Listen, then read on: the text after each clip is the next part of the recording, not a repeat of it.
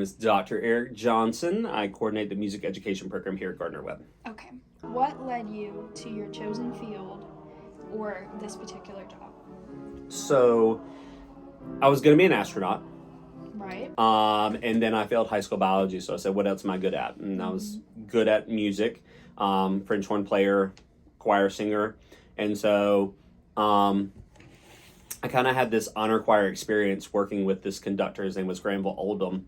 And I just took the sense from him. It's really morbid, but I kind of had the feeling of if he had gone back to his hotel room and died that night, his life would have been completed because he was doing what he loved, which was inspiring people through music.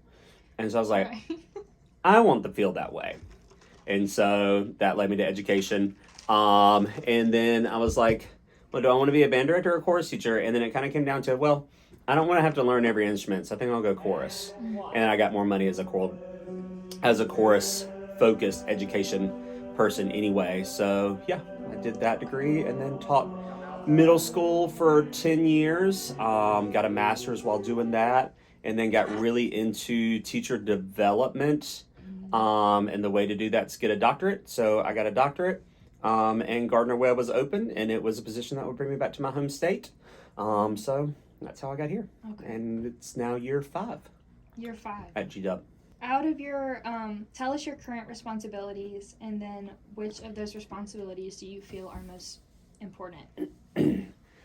So I teach all of the music education coursework in the primary teaching aspects of it. I don't do the secondary methods, but I do all the main methods classes. So I get the privilege of exposing students to a lot of different curriculums and a lot of different approaches and showing them different tools and tips and tricks that they can integrate in their teaching to engage students in more than just rehearsing the notes on the page.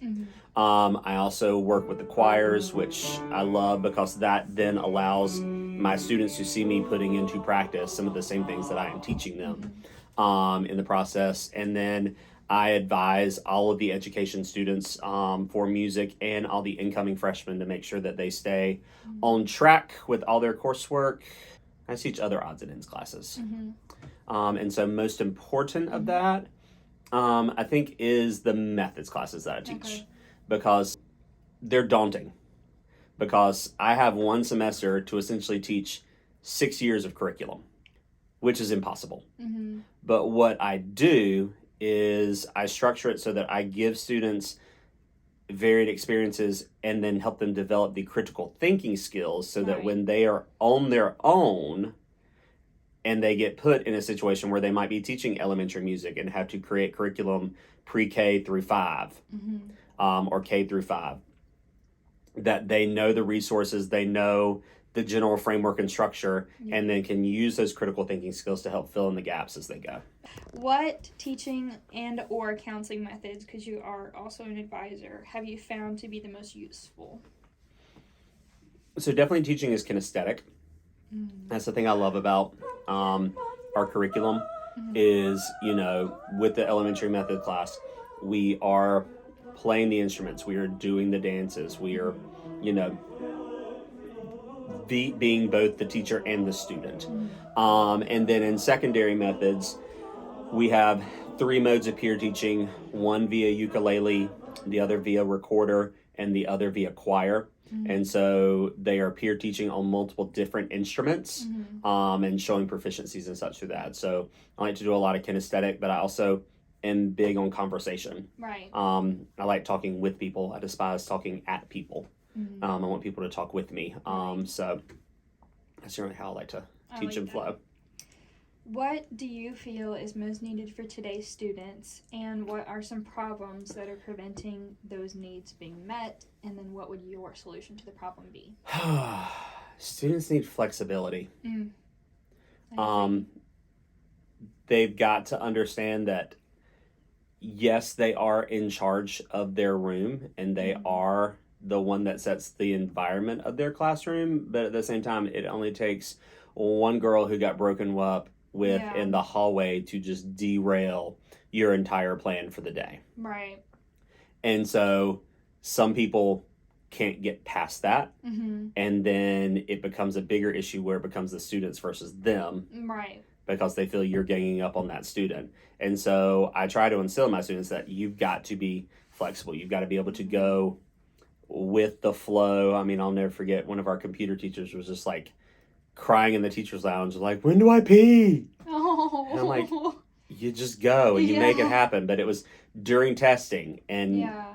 you know, the schedules just kept getting changed every hour because this room was holding over and this room was not. And so, you know, like, I ate lunch in my classroom. Is it the end of the world? No. I Right. still ate lunch.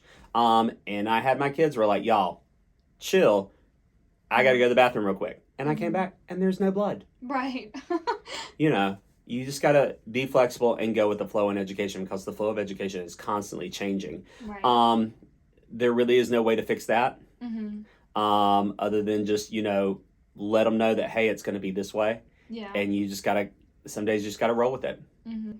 Professor is how There- can I? Things in life to stress about. Mhm. And if we don't make mountains out of molehills, Right. it's all small stuff. Right. So now that you know how you want to interact with your students, what are some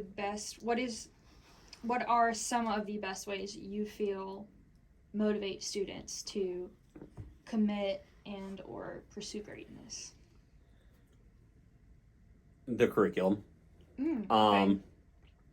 If it's something that they are vested in, you know, it's just like, that's why I love teaching music survey, which is the, you know, basic music survey class for non-majors. Because if I can get them talking about music, then that's what's keeping my teaching skills sharp. You know, being able to make those connections and make it relevant to them, let them see how Buxtehude paved the way for Billie Eilish, you know, can kind of pull things through Yeah. and make things work. I find some of the band people are like, why are we having to teach chorus? Mhm. And I'm like, well, you are K-12 music certified. Right. And so you could, yes, be hired for a band position, but congratulations, they've also given you a section or two of chorus. Right. I had a section of strings when I was student teaching. And I skipped the 2 days that we covered strings in one of my methods classes. So I was really lost. But we made it work. We made it happen. So you just got to have, you know, let them know that, hey, you got to see the big picture. And the big picture is, at the end of the day, you are labeled as a K-12 music educator. Right. You may only be K-6 elementary music or 612 choral qualified. Right. But according to the state of North Carolina, you are certifiable Right. as K-12. Responsible. Yeah. Do you have any additional concerns just about like the world of education and the way it's progressing? Oh, yeah. Oh, yeah. There's a whole mess of issues right now in education. A huge lack of support. It's just, I hate to say it's funny, but, you know, Almost during in a Shakespeare comical tragedy yeah, way. during COVID, when the parents had to be the teachers, they're like, oh my This is gosh, hard. this is so hard. I can't believe that people do this every day with 30 kids Yeah. when I can barely get my one. But then how quick it turned around Yeah. to, you know, and so I think that's the big, no one wants to take the accountability I that, agree. you know, it all starts at home. We can only do so much in the 6 hours a day that we have them Right. in that building. And, you know, if they're not getting those basic needs at home, then they're never going to be able to excel in the academic place. In our corner of the world, since we're not a core academic, we are core in life, but we are not academically core, then ours is seen as not as valued. You know, one of the teachers referenced us as not being real teachers, the electives, my heart. the elective people. And Joan looked at her and said, we all stood in the same line to sign up for classes at school. You just got in the wrong one. Yeah. But, you know, we are even looked down on within our profession. Oh, that's so true. Because, I mean, I just sing all day. Right. What learning is there occurring?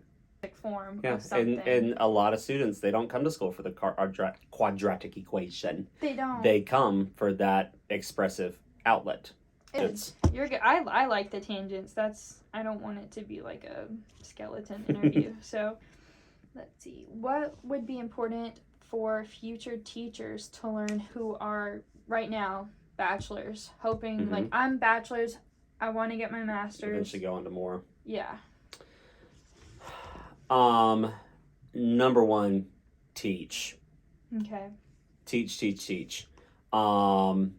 When I did my master's at Florida State, it was a summer master's program. So my coursework was in the summertime. I only had one thing during the school year, and it was built into what I was doing with my teaching. So I was able to just focus on school, me, and then focus on school, my kids, separately. The belief, and basically everyone in my cohort was of the belief that you had to have taught 5 years to be able to do this program. So everybody in my cohort had multiple years of experience, and so we approached things in such a way. And then the class that came behind us, our second summer, their first summer, had some that had just graduated in May, had been teaching for just a year, and they, in our eyes, asked such stupid questions just because they weren't experienced. Right. So I always get really frustrated with people who just go straight through without taking a minute to pause and do the thing. Because number one, you've got to see where you want to grow to be able to make the most out of an advanced degree. You're not getting as much out of it. Right. And I also have had friends who have gone undergrad directly into masters and then gone to teach, and they quit after the first year, and you've just wasted 7 years and thousands of dollars in the process. My biggest piece of advice is do the thing to make sure it's the thing, right, so that you can then make the most of a graduate degree. I was gonna quit teaching and do my master's full-time, where you take 2 years off and you just invest in the master's.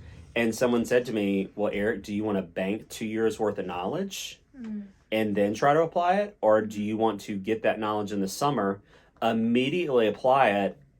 It may not work. Oh, wow. Then you have the ability to come back next summer and say, okay, Dr. Bowers, you told us to do this. I did this. It blew up. What did I do wrong? Well, I mean, I never saw myself getting a doctorate. But then a different avenue opened up. And if I wanted to keep going down that avenue, the doctorate was the way. Right. And with teaching, because I do know eventually I'm going to be a student teacher, what qualities or skills would you consider to be the most important in a new teacher? Once again, I go back to being flexible, going with the flow, and just being able to have a presence. Yeah. I tell people all the time, the ability to play piano and give the look is something that takes a lot of practice. Right. But I mean, like, I can be playing that soprano line, they're over there, but I'm staring down that girl in the alto section. Yeah. Until she just, gets uncomfortable. Yeah. But then she calms down because she's like, oh, he does see. Having that presence that shows that I'm in control. I'm going to work with you, but you need to work with me. Yeah. You'll notice with chorale, there's times when I'm like, let me tell y'all this story. Right. I just got to tell y'all this. But then now back at measure 75, right, and we're right back in it. The thing I noticed is if someone, you have a way of correcting people sternly without making it personal. Yeah. Shouldn't repeat it. And that's, my students all the time, like, why do you hate me? I'm like, I don't hate you. Yeah. I dislike the behavior you're showing right now. Right. You are different from the issue. Right. But you are trying to make you and the issue one and the same. Right. There's a teacher who told my brother he'd never amount to anything. And wow. I just know the impact that had on my brother. And then when the activity bus she was on broke down in front of the car dealership, he ran and she walked by his office door and it said CFO. And she just kind of paused and went, Brandon? Wow. Like, you're that Brandon? So, like, our words have great power. Oh, yeah. And so I try to always make sure I use them appropriately. Do I always succeed? No. Right. It's not always the good days that Yeah. that tell our success. Those are just pieces of paper. Mm-hmm. It's what you do that Yeah. defines who you are. Mm-hmm. You know, because some people are like, oh, I don't have a piece of paper from Florida State, one of the, Yeah. you know, top schools in the nation. Yeah. I'm less of an educator than you. I'm like, it's just a piece of paper. Yeah. I mean, at the end of the day, you buy all that. On the subject of teachers, and this one is a little crunchy. Okay. How do you think teachers should be evaluated, and should that be related to their salaries? Should they be paid on merit, or should they be paid on degrees and years of experience? The problem with that is the same problem with testing. Is we try to make it one size fits all. I think teacher evaluations are the exact same way. Mm-hmm. You know, they try to have that standardized system, but the way I teach is completely different than the way Dr. Cox teaches a foreign language, than the way Dr. Wright teaches English, and the way Dr. Brummett teaches PE, because our curricular areas are so vastly different. And so, you know, everyone has different national standards within their content area because the contents are so different. So why are we trying to make the teacher measurement the same? There's really no way to tie it to pay, Right. because I don't teach a tested subject. Right. Yes, I can take my students to music performance assessment events, but there's nothing that requires I do that. Right. I mean, I would make just as much money if I do my 2 concerts a year and that's it with my kids. I didn't have to do the extra 15 things. I didn't get paid any extra. But I did it because that's what, in the end, impacted their growth. Right. And so I think the closest and best measurement to compensation has been when it's tied to school growth. So I think that incentivizes everyone to work as a team for the betterment of the student. I'll have to say, I don't think it's easy to evaluate everyone on the same model. Last question.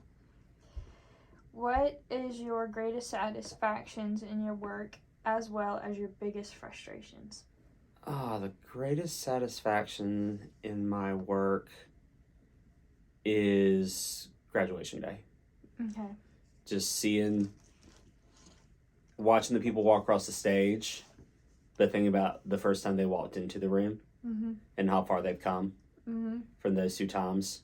Because, you know, I get to be that constant factor that's here from audition day, if I can be, you know, because I know I missed yours, but, you know, till they're done. The most frustrating is there's just not enough time. But I just wish I had more time to do more. This is just me thinking after everything you said, do you feel like you've reached a point where you're not content? Because I feel like as musicians we should never be content with what we're doing, but is this like this type of professor, is this where you want to be forever? No. Do you want to be like a dean of music? No, I don't want to be a dean. I don't want the admin stuff. Where do you want to go next? I love my job here at Gardner Webb. Do not get me wrong. You can't leave as long as I'm here. And I am very fortunate to have a job here and to be able to do what I do here. But at the same time, going back to our earlier conversation, I was certified K-12 music. I am qualified 612 choral. Here, I'm in charge of K-12 music. Right. But there are positions where I would only be in charge of 612 choral. So I've never taught elementary school, but it's my responsibility to teach you how to teach elementary school. Right. And so that stresses me. It's like, you know, I don't have that skill set that I've used and can give those concrete examples. Whereas, you know, if I was at UNC Charlotte, just down the road, they have Fred Spano, and Fred Spano's job is choral music education, and so he works specifically with the choral students. He doesn't work with instrumental students. I love getting to work with our instrumental students, but you know, and I grew up in band, and so I can talk band, but Johnson's band experience stopped in 2006. Yeah. But I need to prepare our students for band today. Yeah. So I just always question, am I giving what's needed because I don't meet the full picture? My philosophy always has and always will be, God doesn't send us where he doesn't need us.